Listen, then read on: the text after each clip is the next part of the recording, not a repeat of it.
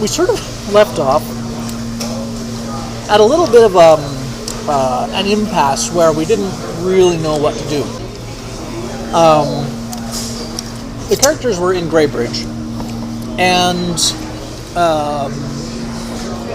we had discovered some stuff about how General Miss Anderson was replaced by a Time Mage, who then supposedly gotten killed trying to kill the Warden. Again, I say the Warden. It's been weeks. Why? The Marshal. The Marshal. Anyway. And so we were sort of investigating that because that's where we last saw the box. It was in General Miss Anderson's possession. The fake General Miss Anderson.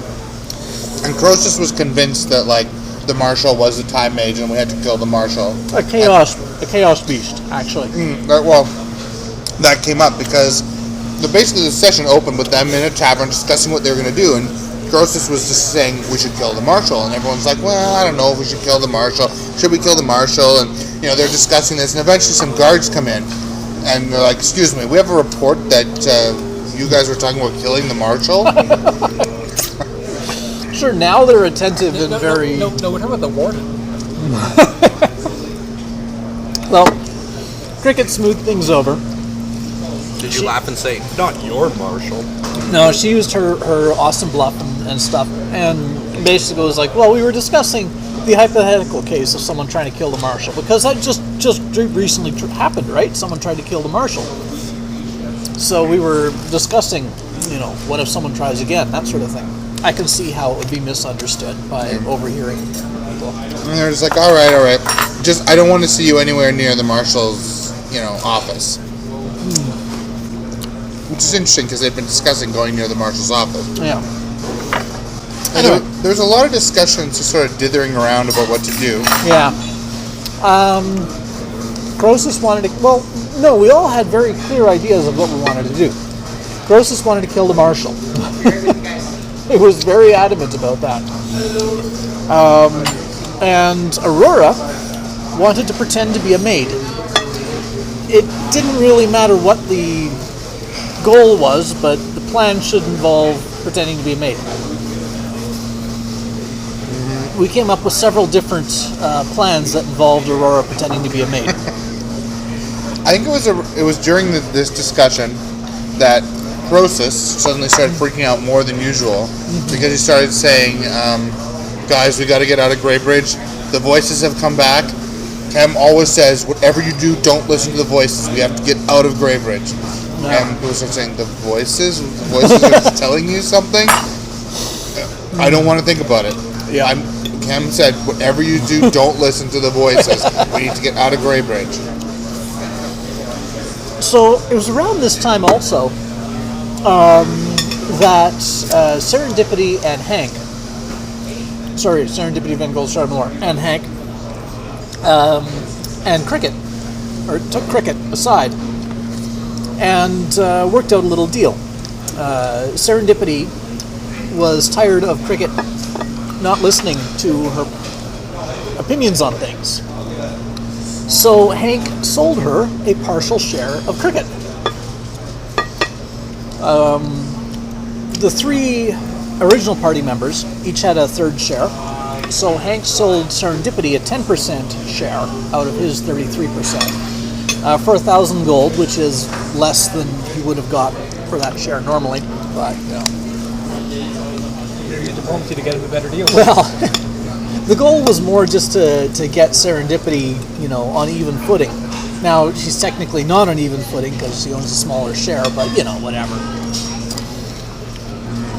It was funny because right after that we started discussing the what plans to do again, and Cricket asked, Serendipity, what do you think? And she was like, Has it ever been used as a form of currency within the party before? Like, man, I'd totally give him a quarter share just for a sandwich right now. It's quite funny because Hank was quite clear that he was going to make this deal somewhere where Aurora and Croesus couldn't overhear it going on. Because sure enough, as soon as we revealed to the rest of the party that this deal had happened, they were all up in arms about this. Like Aurora was really mad. Yeah. probably glowing red.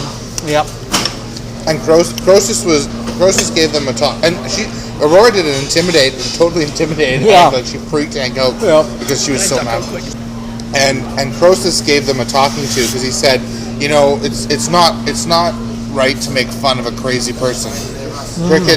Cricket believes that she should be sold, and she's obviously confused and crazy, and it's not fair to make fun of a crazy person. You shouldn't play along with their little crazy games. It's not helpful to them. Sort of. It was wonderful.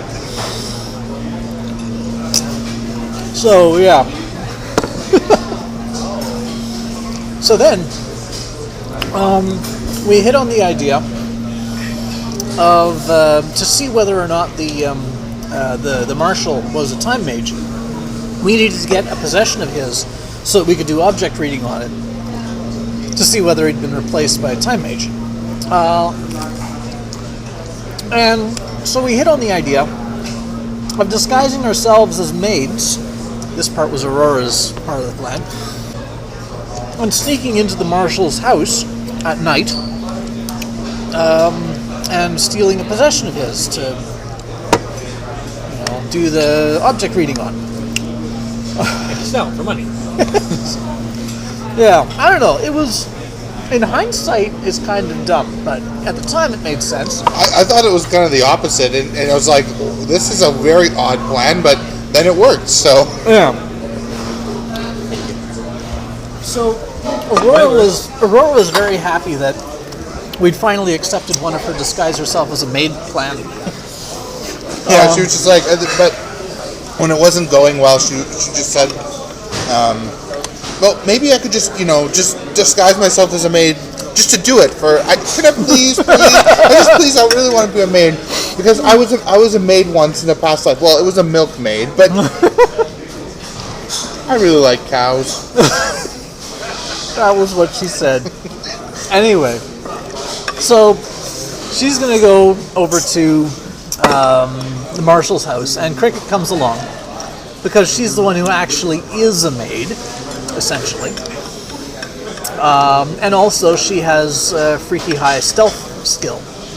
So we sneak into the marshal's house. Well, sneak. We walk in and we do our diplomacy and bluff and stuff. Yeah, they bluffed their way in. They walked behind the other maids that were going in for the night shift, and they did well. So. And so. And the funny thing was, this is sort of more out of the story, but I thought. So I guess Robin thought that she was sneaking into the marshal's office to get something from where the attack happened, but I thought they were sneaking into the house. And so I was like, oh yeah, you get in easily. And he's like, okay, I go through his office. And I was like, what? I thought you were at the house. And anyway, and I was like, oh, it'd be way harder to get into his office. And they're like, oh, okay, well, we're at his house then. So, I mean, whatever. What happened was they snuck into his house, but apparently the original intent was his office. I thought it was his house too, so. Anyway, so we're in his house, we're cleaning. Aurora goes to the laundry area, and she finds some scorched rags. Yeah, because they figured that he was in a fire when he had the fight. They would probably throw away his coat, but they'd probably cut it up into rags. And so she searched, and she found some rags with scorch marks. Right. Meanwhile, Cricket actually went over to his bedroom where the marshal is sleeping right now. And she used her stealth skills and snuck in quietly into the room where the marshal's sleeping. And using my high stealth skills, I cleaned the room without waking him. Yeah. I cleaned under the bed. Everyone's like, check under the bed for a staff. You look under the bed, and you find a sock. Like one that you haven't seen for months, so it's like kind of dried and crustied up somehow. They knew what I was talking about at the session. Yeah. What is on that sock? So I don't want to know. Anyway, Cricket cleaned up. Oh, Cricket. And So Cricket cleaned house? yes, she did her job well. Kurtz isn't ringing again. They broke into the marshal's palace and cleaned him out. And Tim was all like, if it was Croesus, he'd be like coup de grace the marshal and stuff like that. But no, Cricket's carefully cleaning. Yeah, she searched his room, found nothing, and just left it tidy. Yep. So we reconvene back at the inn, and Serendipity Van Goldstrider Malloy tries doing object reading on these scorched rags. I thought you were going to say the sock. No. That went into the laundry. Yep. So anyway, Serendipity Van Goldstrider Malloy tries doing a object reading on the burnt rag, and of course, she immediately starts flickering out of existence and doing that zap. Serendipity Van Goldstrider Malloy, the party mage. Yeah, why'd she start flickering? Because she was totally had been affected by time magic. Yeah. Oh, right. Yeah, it happened when she happened tried to do before, object reading yeah. on the bedpost in General Miss Anderson's room. So, it confirms that a time mage fight happened there, at least. But doesn't really say anything about the marshals, so we really didn't learn anything from that, and we nearly killed Serendipity Van Goldstrider Malloy in the process. That was unfortunate. At this point, John took pity on us, and we spontaneously overheard some rumors. It was actually kind of funny because I was like, yeah, so you hear some rumors, everyone's talking about some new news. And they're like, I listened to it. Or like, I try to overhear. I'm like, well, you hear something about the towns to the south that are being burned down, and I think I said something about the box or something, and about a wooden box. And like, ooh.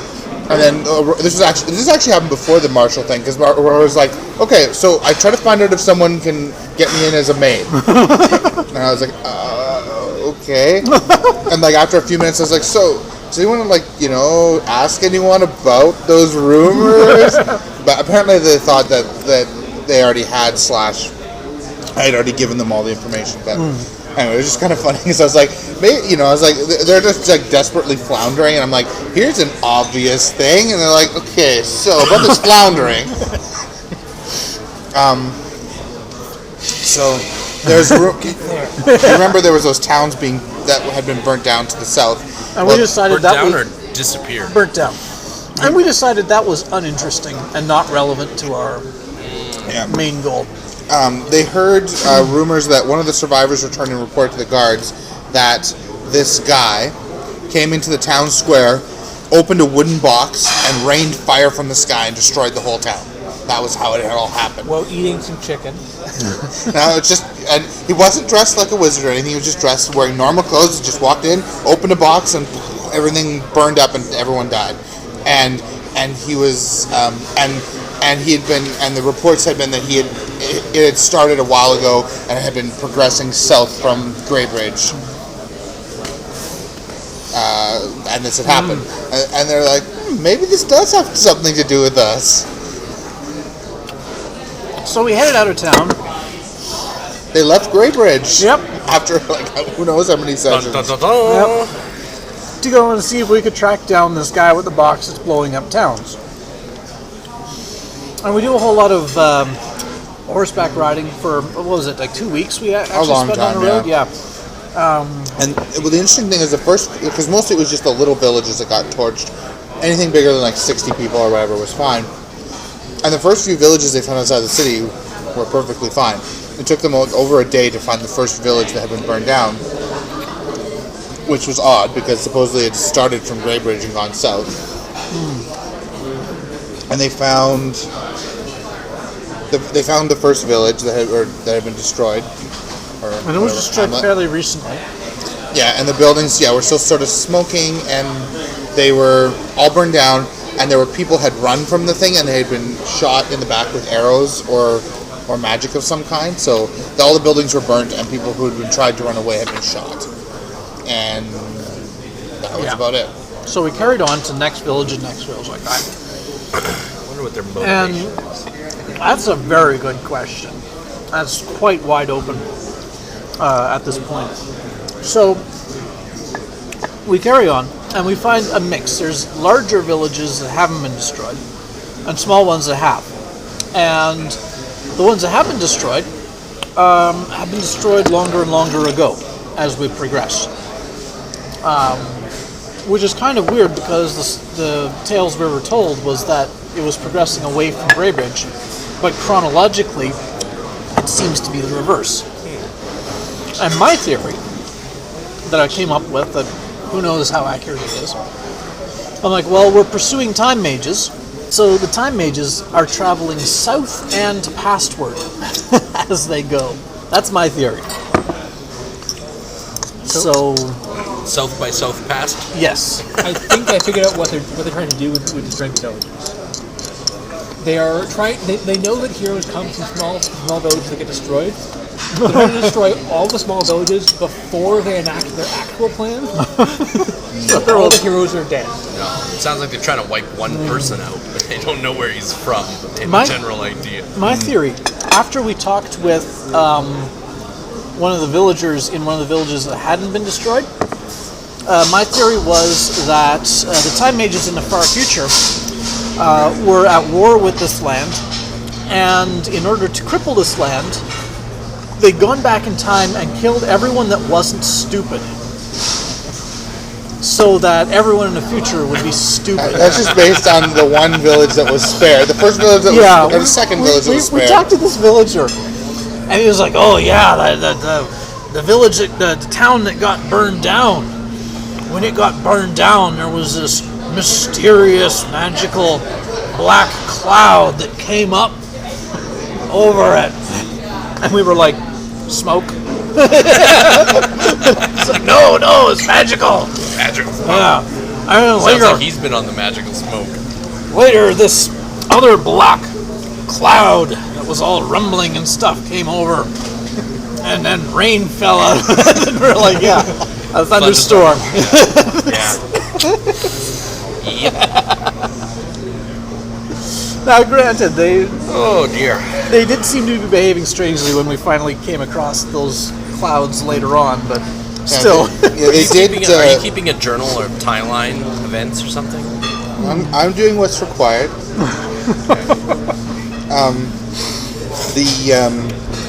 It is actually interesting because as they kept going for it was over a week, probably almost 2 weeks of riding south.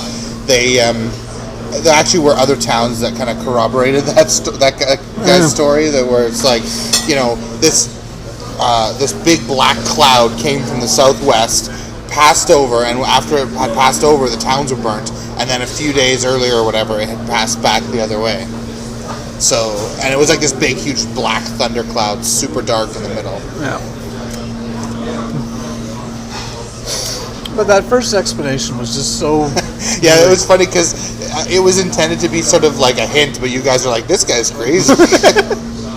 Mary sounds pretty crazy. So we catch up with the group of soldiers that had gone out ahead of us that was investigating it. They were all dead. Charred remains. They'd been shot up with arrows and magic, I think. They weren't caught in the fire. And then we finally reached the storm cloud, and we did this really hard riding thing where we. And we'll just describe the storm cloud. It was it was moving very quickly, but not quite as quickly as someone on horses. And it was, this huge. It actually wasn't that huge. It was this big thundercloud, but it wasn't as big as a thundercloud would normally be. Like, it wasn't just filling the whole sky, and it was kind of low for a thundercloud. Like, it was probably 20 stories high, but usually thunderclouds are way higher than that, right? And it was very dark, and in the middle it was darkening it so much that it was pitch black. You couldn't see what was on the ground in the center of the thundercloud. So we rode around it. It's actually the chariot of the storm god Thanos. Yeah, I was like, okay, so here's like this big interesting thing. Like, okay, we go around it. Yep. We wanted to get to the next village that was going to get hit by it. Or you could have just fought it right there and stopped it. Fought it. It's a cloud. Oh, I'm sure there's something in the middle. It's the cloud. It's dark in the middle. That's what's in the middle. No, there's something there. Yeah. So they had to go around, and they had to go off the road, which meant they weren't much faster than it. But because they rode through the whole night without sleeping, they were able to get in front of it to the nearby village. We had disposable horses. It was awesome.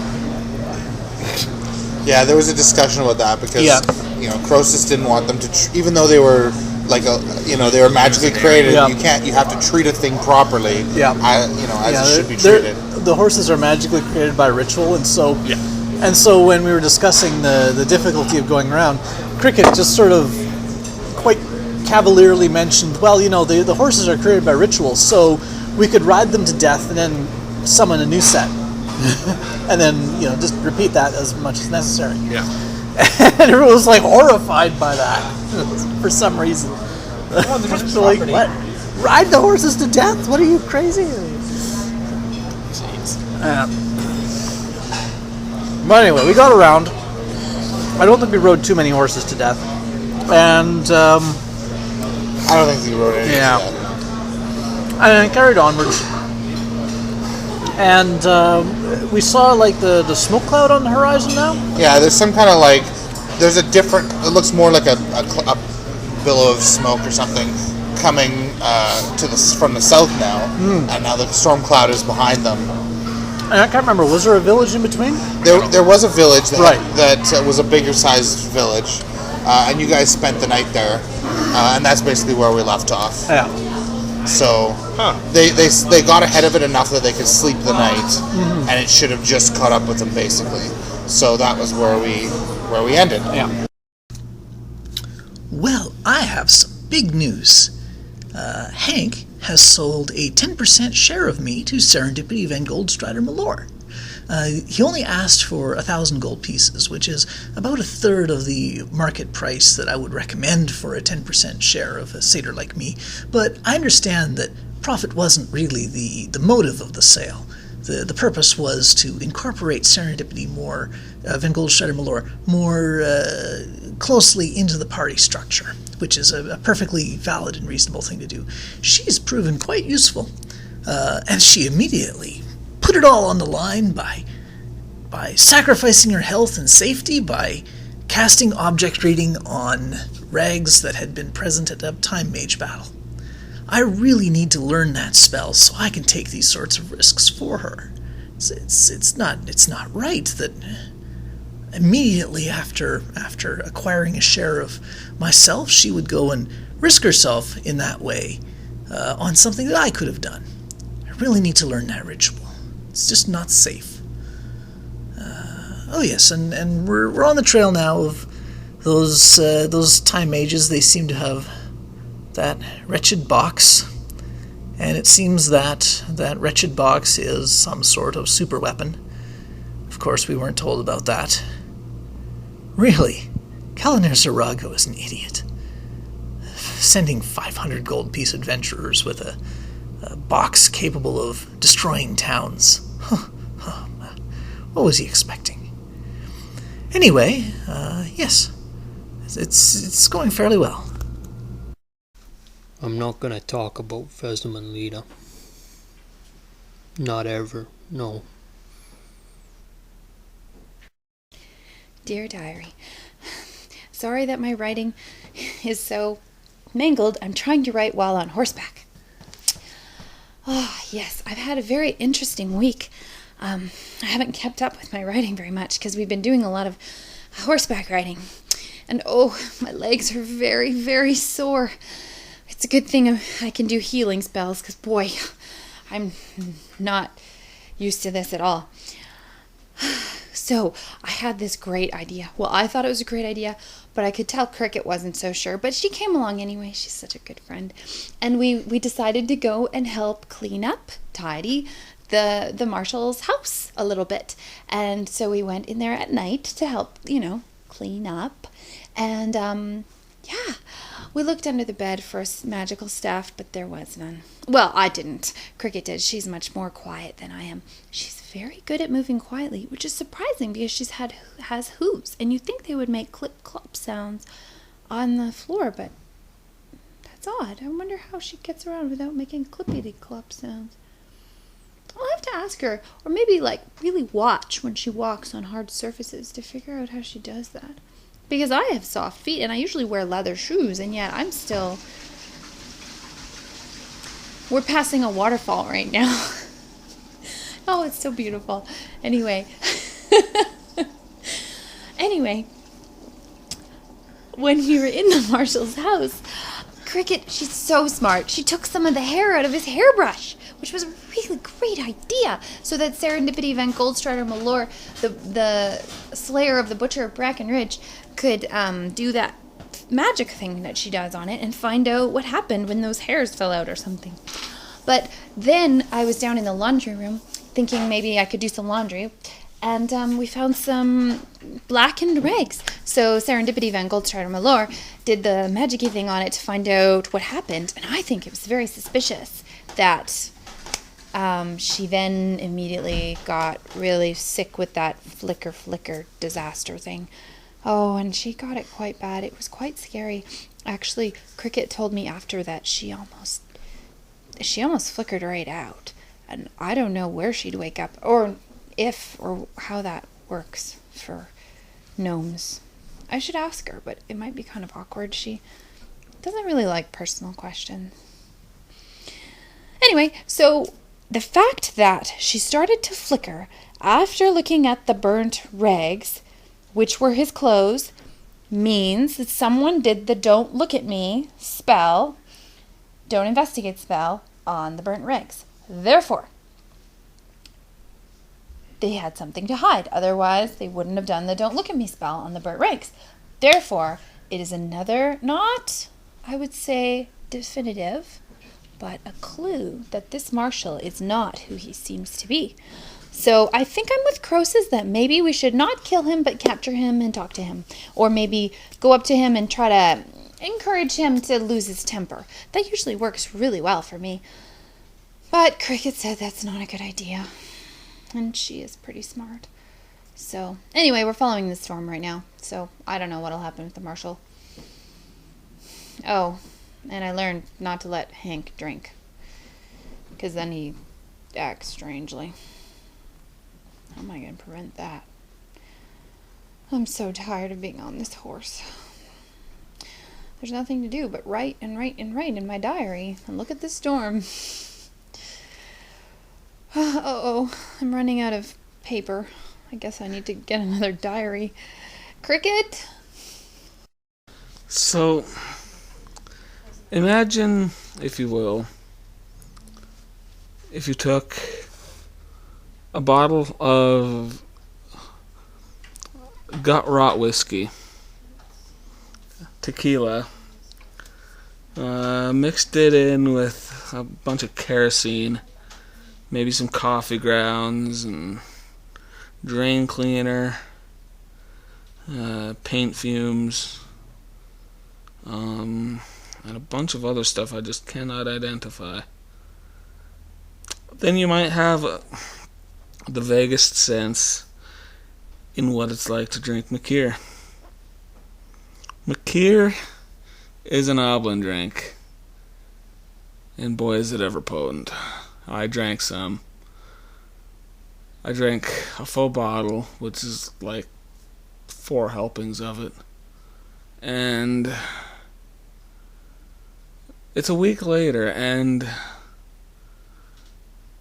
I can't feel my head. And my shoulders feel like they're frozen. My kidneys itch. And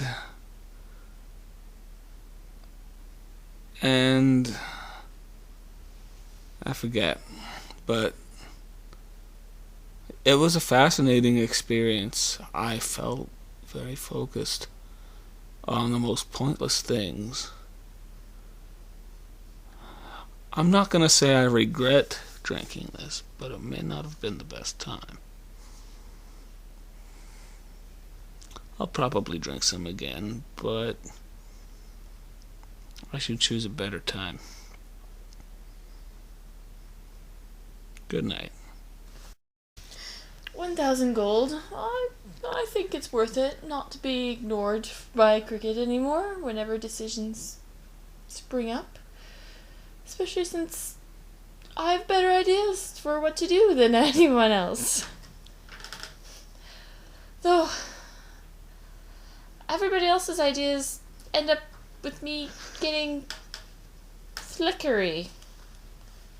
I woke up in the morning, Aurora was waving this stinky, charred rag in my face, saying, "Object read me! Object read this! Object read it! It'll be fun! You won't flicker! No!" Well, maybe she didn't say that exactly, but the thoughts were that. That was the basic premises.